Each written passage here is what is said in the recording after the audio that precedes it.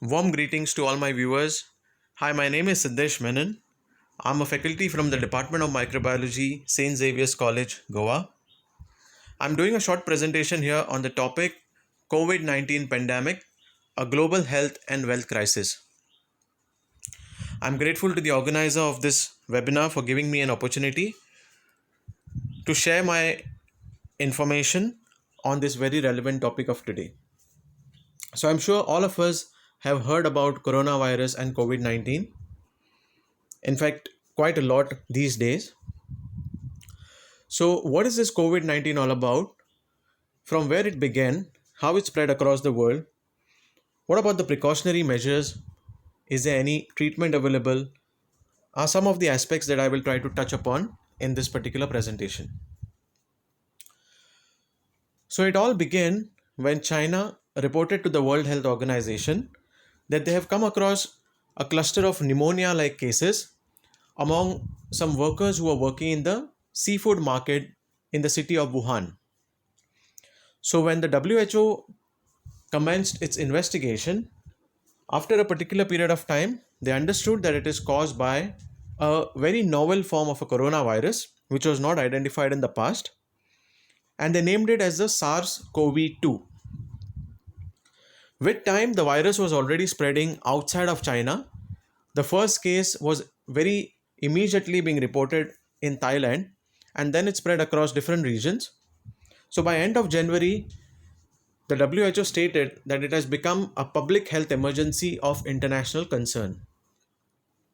And they also subsequently named the disease as COVID 19, which is an abbreviation for Coronavirus Disease 2019. By the 7th of March, there were almost zero point 0.1 million cases, which is almost a lakh cases that were reported across the world. So by mid March, the numbers were increasing to such an extent and it was spreading to almost every location across the globe, because of which the WHO had to call COVID 19 a pandemic. So we normally call a disease pandemic which when it is spread across multiple regions around the world. Now what is striking to know is to understand how fast the virus is getting transmitted and how contagious it is. I made a statement here which says that the first zero point 0.1 million cases were reported in the first 2 months from the time of detection. Whereas if you see in today's date, we are almost finding zero point 0.1 million cases on a regular basis, that is almost on a daily basis. So that's how fast the virus is being spreading across through the community from one person to the other. Now, of course, there are various other reasons also responsible for the numbers being high, because we have better testing facilities, the tracking tracing system, because of which the numbers are quite on a rise. If you look at the basic structure of the coronavirus, especially the novel form of the coronavirus, it has a very basic structure having RNA as its genetic material, surrounded by the lipid envelope, and which has protein spikes on top of it. So it gives it a characteristic crown-like structure, and crown in Latin is called as corona. That's how the name coronavirus comes into the picture. Now, through the past coronavirus studies, we know that coronaviruses normally resides inside animal reservoirs. So the SARS virus that was reported again in China in the past was known to be residing inside civet cats, whereas the MERS virus, the Middle East Respiratory Syndrome coronavirus, which was reported in the Middle East, is supposedly residing inside camels. So, the animal reservoir of the current novel coronavirus is not yet fully known, though certain studies are pointing out to bats being the reservoir. So, as I mentioned earlier, the transmission is very quick and quite fast, and it's a highly contagious virus.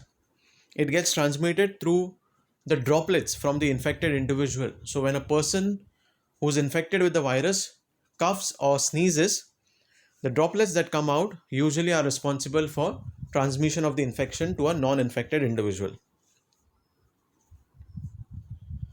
With regards to the symptoms, usually as soon as a person gets the coronavirus, may not show up the symptoms, but there is an incubation period which may last anywhere between 1 to 14 days.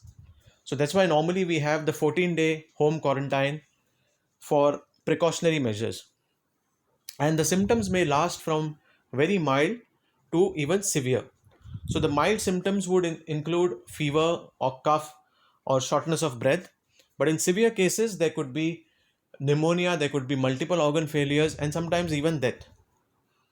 Now, the striking characteristic of this particular novel coronavirus is that more than 80% of the cases that are being reported across the world are supposed to be asymptomatic, which means that the individuals have the virus within them, but they are not showing any form of symptoms, but they could be potential carriers, so they can transfer the virus from themselves to the others without themselves showing any sort of symptoms.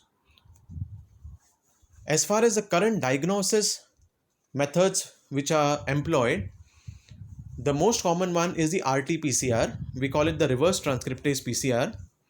So this technique is used because RNA is the genetic material of the virus.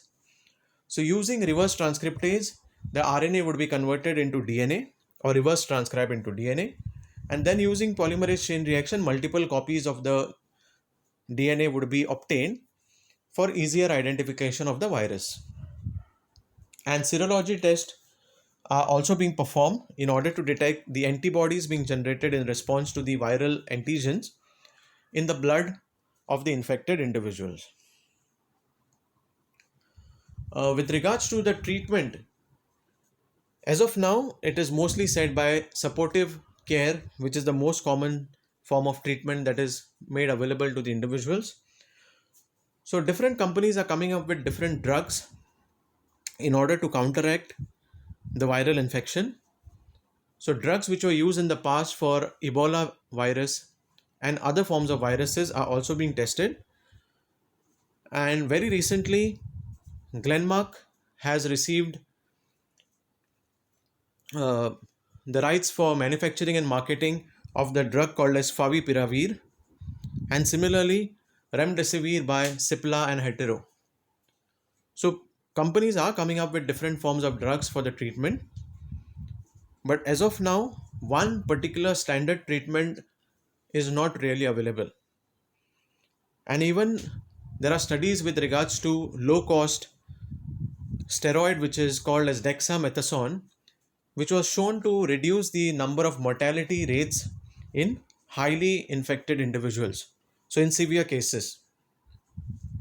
So, we always say prevention is better than cure. So, different countries have their own guidelines that are being set, which were on the basis of the initial guidelines provided by the World Health Organization. And I believe all of us need to practice this in order to prevent us getting infected with the virus.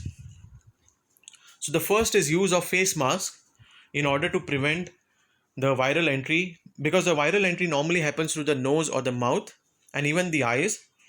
So it's always better to have your mask regularly being used. Washing your hands with soaps or alcohol based sanitizer, that would kill the virus. So essential to do the washing upon touching any of the surfaces, because the droplets may survive on surfaces for a particular period of time. And maintaining a sort of a distance when out for marketing or any other kind of work. It's always better to maintain a minimum of 1 meter or 6 feet distance from the other individuals. So as far as possible, the governments have already recommended staying and working from home in order to contain the spread. And of course, for the medical practitioners and all the individuals who are working at the forefront, for them, the mask and the personal protective equipments are mandatory. So, different agencies across the world are working on the development of a vaccine in order to prevent this viral infection.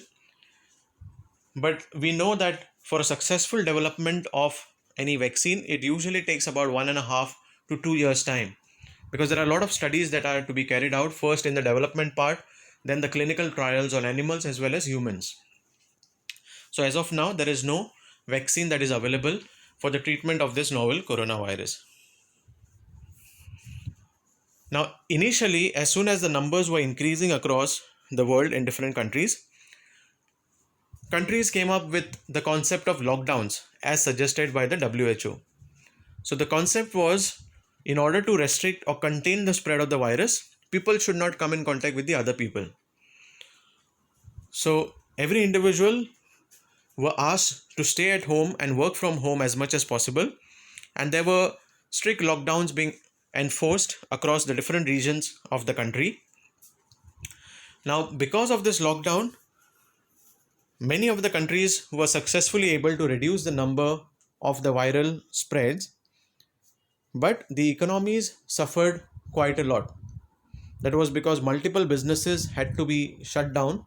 Similarly, people lost millions of jobs